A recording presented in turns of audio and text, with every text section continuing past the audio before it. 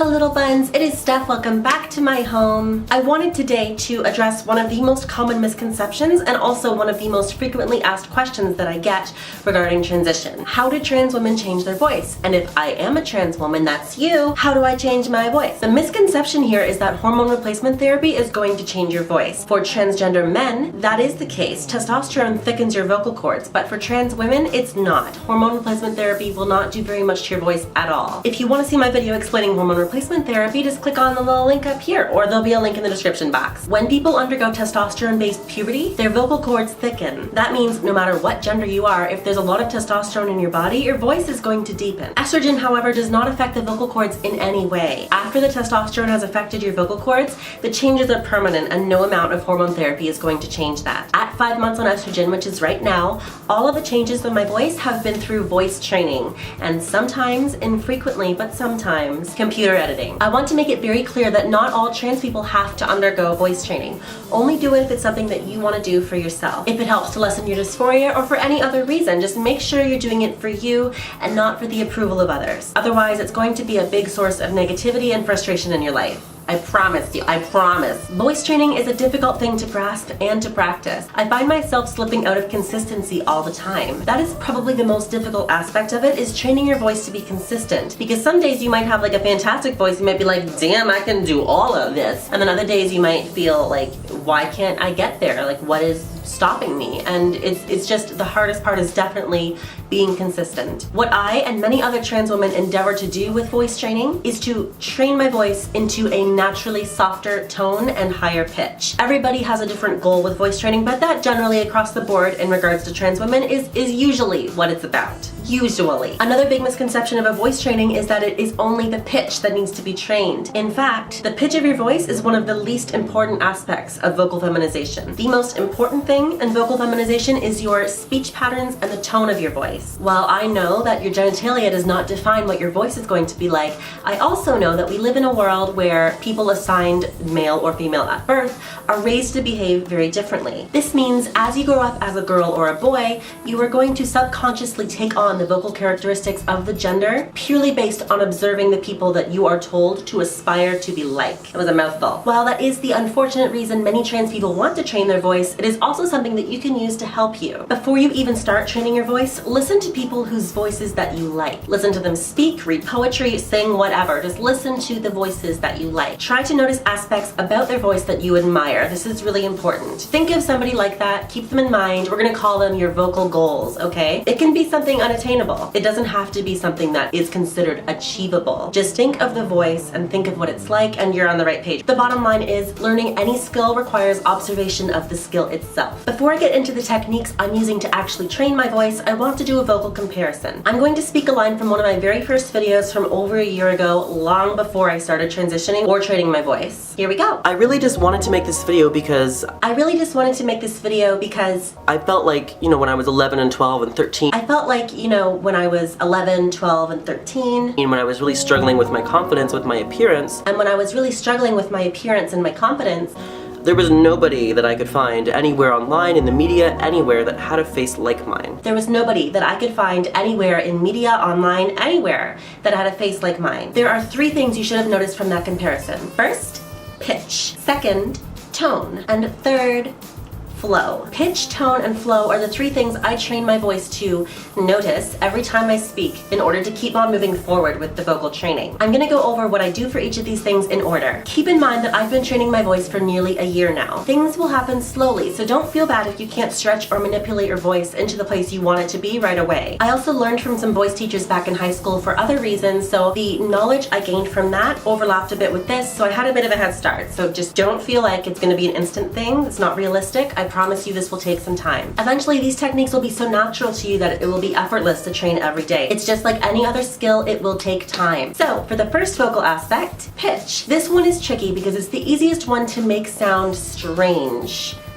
If you focus only on pitch and not on tone and flow, it might sort of sound out of place. Regardless, it's still important to know how to manipulate the pitch of your voice. So the easiest way and the easiest method for extending your range of pitch and eventually permanently lifting it higher purely out of habit is to change where your voice resonates from. Before I started training, my voice resonated from my chest. This is very common for testosterone heavy voices. I have no idea why, but that's what gives those voices their bass and their boom and their deep, like, you know, the chest resonation, okay? It's the vibrations through your body. It can be tricky to get back into it, but I want to show you another comparison. So we're gonna go down. We're gonna go back down to my chest. She needs some milk. Okay, this is the closest thing I can get to my chest voice. I don't even know if this is what I used to talk like all the time. It feels really weird being down here. If I place my hand on my chest when I'm speaking like this, I can feel the vibrations. It's like very obvious. It's a very obvious feeling. It goes right to the skin and you can feel it in all of your limbs. It's the weirdest thing. I don't know, if you're not used to speaking in a chest voice, then it's gonna be a weird feeling for you, I guess. But try to get here even if this is not your regular voice, and if this is your regular voice, you're good. What you want to do is you want to visualize your voice as an energy or as anything. You just want to try to visualize your voice inside of your rib cage, okay? And just imagine it lifting into your head until you reach your head voice, which is here. Okay? You shouldn't feel the vibrations in your chest when you're in your head voice, especially down here. It should feel like it's resonating somewhere from between your collarbones and your nose. So for me, it really resonates right here, right? Whereas before it was down here.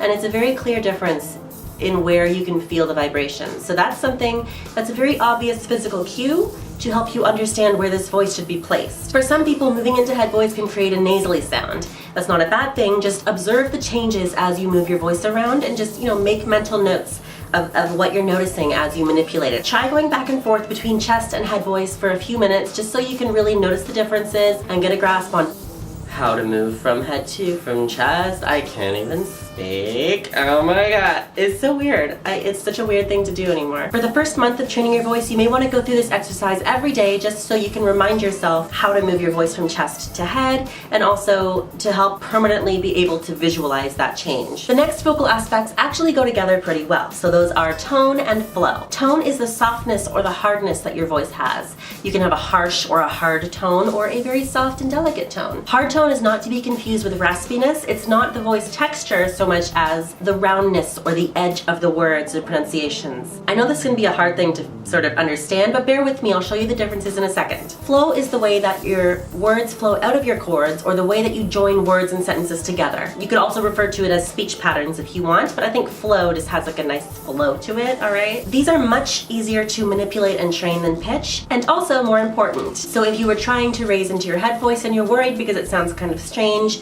don't worry. It's all good. Everything's gonna be okay, I promise. This is the easy part and it will make way more of a difference. I'm going to demonstrate a hard tone and flow right now. Like, I don't want to say that because it makes it sound like I'm gonna be rapping, and I'm not. The quick brown fox jumped over the lazy dog. Why? I don't know why. You tell me why. Okay, so harsh tone and harsh flow. And here's soft tone and flow. The quick brown fox jumps over the lazy dog. Why? I don't know why. You tell me why. With a hard tone and flow, words come out like jagged rocks, like a mountain range in the horizon, like it's an up and down kind of thing. The sounds climb up and down and fall again, and it's kind of unpredictable. Picture the lines on those monitors in the hospital where they're like watching your heartbeat. If a harsh tone and flow is those regularly, try to visualize them getting smaller. So instead of the line going up and like this, try to visualize it more smaller, okay? Bring those lines in. And of course, yes, like in real life, that means your heartbeat is slowing down, but I promise you, in real life, I mean, in the context of voice training, that's not what's gonna happen. Your heartbeat's gonna be fine. For softening the tone of your voice, what you wanna do is move your voice from the back of your throat to the front of your throat. When you speak with a hard tone, the words bounce off the back of your throat and they push out, they jump out of your mouth, for lack of a better word. When you bring your voice to the front of your throat, the words climb out and gently caress your face as they leave your body. You can hear the difference, I hope. Hard tone, soft tone. Hard tone, soft tone. That's hard to switch between. Hard tone, soft tone. I don't know, I just sound like, it's fine, you get the point, right? Flow requires the most time to change and is definitely the thing that I'm focusing on the most right now. If you remember back to the beginning of the video when I told you to think of a person whose speech you like, it's about observing that person's speech patterns. The dogs won't stop barking. Can you guys hear the dogs? I promise you, they're not my dogs. I don't have any secret dogs that I'm not, what the So this is about observing the way those vocal goals of yours speak and trying to learn and integrate their speech patterns into your own speaking. Some women, cis and trans, do have a hard flow or a hard tone, and that's okay. Not everybody's voice has to be the same. Change what you want to change about your voice. Don't try to just fit into a cookie cutter thing because it's what everybody else wants from you, okay? Do whatever you want with your voice. Train your voice to be harder if you want. Do whatever you want to do, okay? You can train your voice however you want. Don't have to do it the way I'm doing it. That's important. You do not have to train your voice the way that I'm doing it. It can be any way. You are absolutely allowed to be happy with yourself, I promise. If training your voice will make you happier with yourself, then you should do it. That's when you should do it. Anyway, observe the people whose voices you admire and try to imitate their speech patterns. Integrate a thing or two here and there. For a little while, I really wanted to have like a Lady Gaga 2009 speaking voice, which is like soft, delicate, quiet, a little bit raspy. But now I want to speak like 2016 Gaga, which is energy and action and assertion and vivid imagery and expression, and your tastes may change as you change as a person, and that's okay. Cisgender people also undergo a large amount of voice changes in their lifetime and speech pattern development and everything. Like even Lady Gaga's changed from 2009 to 2016. That's a very clear difference.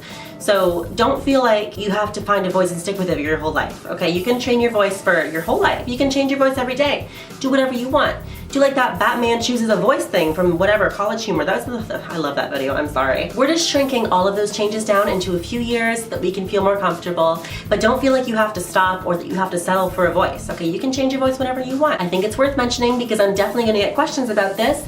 Yes, you can train your voice if you're cisgender. That's totally fine. It's a skill like any other skill. Anybody can learn it. I'm just sharing these techniques in the context of transgender people because it is quite literally life and death and happiness versus death for a lot of us when it comes to voices. So that is why this is highlighted in a trans context, but you can train your voice, anybody can. Specifically, this is a trans kind of context, making that clear. I really hope this has been helpful for you, and all of you.